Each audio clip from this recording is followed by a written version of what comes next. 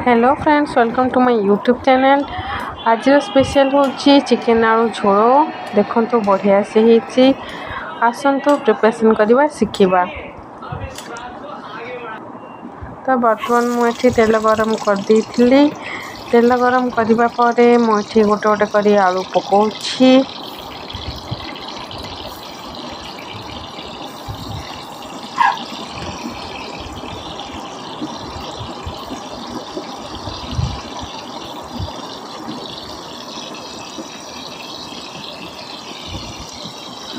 आलू टिके रंग है जाए आम फ्राए करवा, तापर आम काढ़ीदेवा।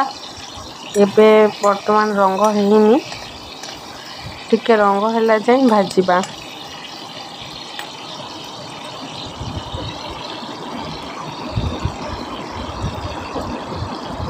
वर्तमान आमर आलू देखिपे तल ऊपर चारिआडू टिके रंग हो गलानी। मुझे गोटे गोटे कर आलू काढ़ी दौची।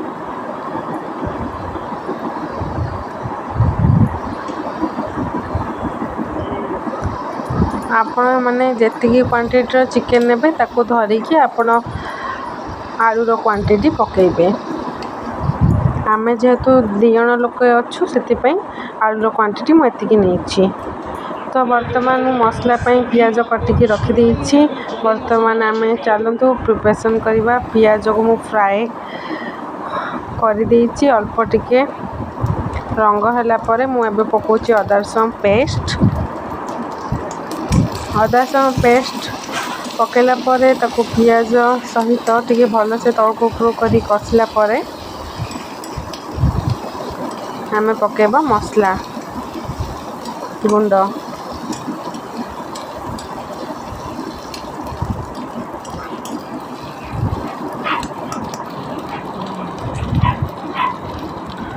तो ये मुझे पकाउची गोलमरीच गुंड, मीट मसला, धनिया गुंड टिके कहीं अल्प अल्प पकई कहीं मुझे ऑलरेडी चिकेन को मैरिनेट कला टाइम रे हल्दी गुंड, मर्च गुंड, धनिया गुंड, मीट मसला पकई थी।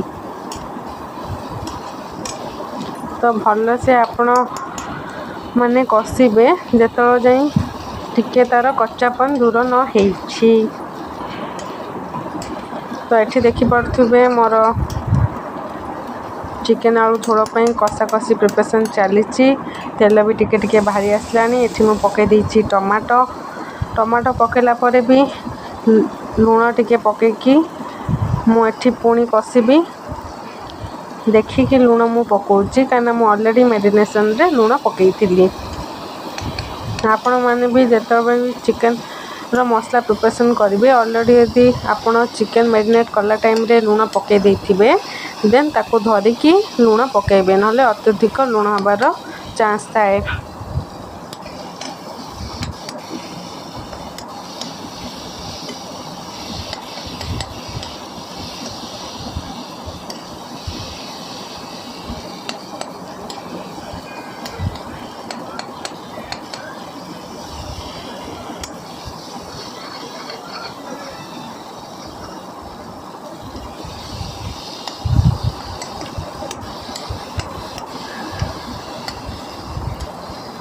तो मोर एठी ऑलरेडी कषा प्रिपरेशन हो गलानी। मु ऑलरेडी चिकेन मैरिनेट कर रखी थी। तो वर्तमान आम गोटे गोटे कर चिकेन पीस पकईदबा।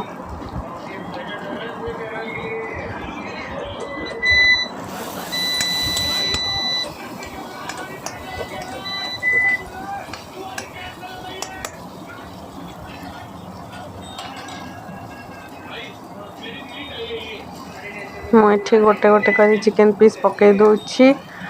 चिकेन पकईला परे आम पुणी कषिबा भलसे।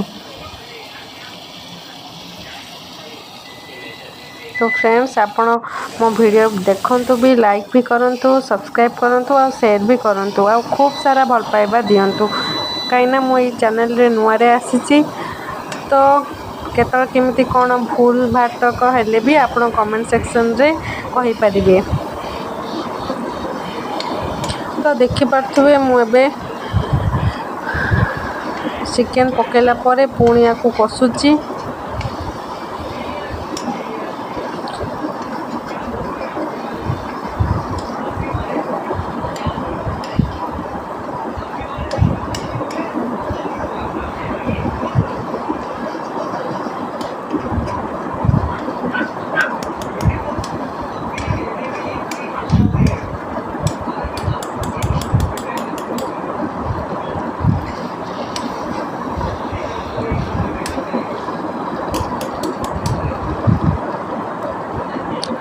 तो ଆପଣ ଦେଖିପାରୁଥିବେ ମୋର କଷା ଅଲମୋଷ୍ଟ ହେଲାଣି 5ରୁ 7 ମିନିଟ୍ ଯାଏ ମୁଁ କଷି ସାରିଲିଣି। ଆଉ ଚିକେନର କଲର୍ ବି ଦେଖିପାରୁଥିବେ କଲର୍ କେତେ ଚେଞ୍ଜ ହେଲାଣି। ଯେତେ ଆପଣ ଚିକେନ ହଉ ମଟନ ହଉ ଯେତେ ଆପଣ କଷିବେ ମସଲା ସହିତ ସେତେ ତା'ର ଟେଷ୍ଟ ବଢ଼ିବ।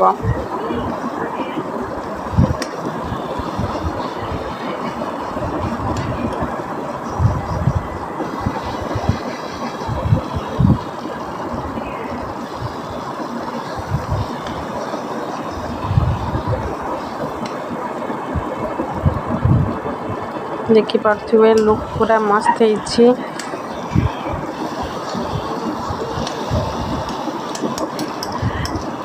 ଚିକେନ ଭଲସେ କଷିଲା ପରେ ଆମେ ଆଡ଼୍ କରିବା ଆଳୁ। ଆଳୁ ତ ମୁଁ ଛାଣିକି ରଖିଦେଇଥିଲି। ବର୍ତ୍ତମାନ ଆମେ ଗୋଟେ ଗୋଟେ କରି ଆଳୁ ପକାଇଦେବା। ଦେନ୍ ଆଳୁ ସହିତ ପୁଣି ଆଉ 4 ମିନିଟ୍ 5 ମିନିଟ୍ ଖଣ୍ଡେ ତଳ ଉପର କରି କଷିବା।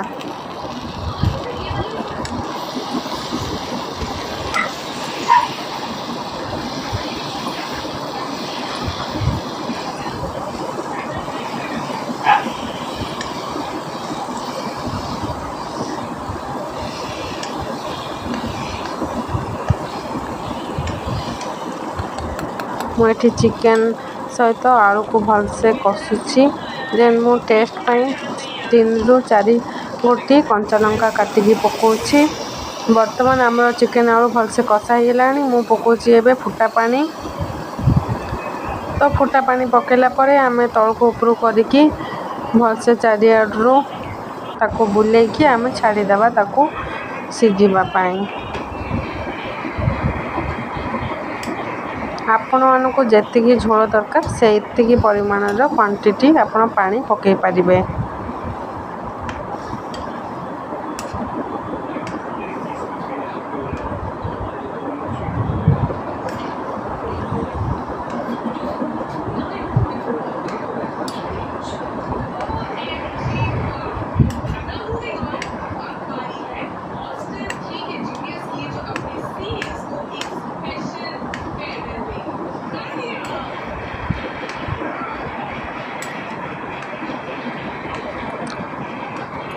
ବର୍ତ୍ତମାନ ଆମେ ଆକୁ ଘୋଡ଼େଇ ଦେବା କିଛି ସମୟ ପାଇଁ। ଦେଖିପାରୁଥିବେ ଅଲମୋଷ୍ଟ ଚିକେନ ଆଳୁ ସିଝିଗଲାଣି ବି। ବର୍ତ୍ତମାନ ଆଉ ଟିକେ ଟାଇମ୍ ଲାଗିବ। ପୁଣି ଆମେ କିଛି ସମୟ ଘୋଡ଼େଇକି ଛାଡ଼ିଦେବା। ଆପଣ ଦେଖିପାରୁଥିବେ କଲର୍ କେତେ ଚେଞ୍ଜ ହେଇଗଲାଣି।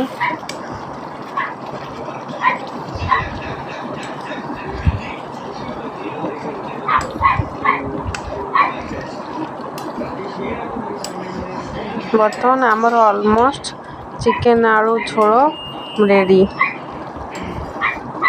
ଏବେ କିଛି ମସଲା ଗୁଣ୍ଡ ପକାଇବା ଦରକାର ନାହିଁ। ବଟ୍ ଲାଷ୍ଟରେ ଆମେ ଟିକେ ପକାଇବା ଡାଲଚିନି ଗୁଣ୍ଡ, ଯେଉଁଟାକି ଚିକେନ ଆଳୁ ଝୋଳ ହେଲା ପରେ ମୁଁ ସବୁବେଳେ ପକାଏ, ଯେଉଁଟାକି ବାସ୍ନା ସହିତ ଖାଇବାକୁ ବି ଭଲ ଲାଗେ ଚିକେନ ଆଳୁ ଝୋଳ। ବର୍ତ୍ତମାନ ମୁଁ ଡାଲଚିନି ଗୁଣ୍ଡ ପକାଇ ଦେଇଛି। ତାକୁ 1ରୁ 2 ମିନିଟ୍ ପାଇଁ ଘୋଡ଼େଇ ଦେବା। ଦେନ୍ ଆମର ପ୍ରିପାରେସନ୍ ହେଇଗଲା ଚିକେନ ଆଳୁ ଝୋଳ।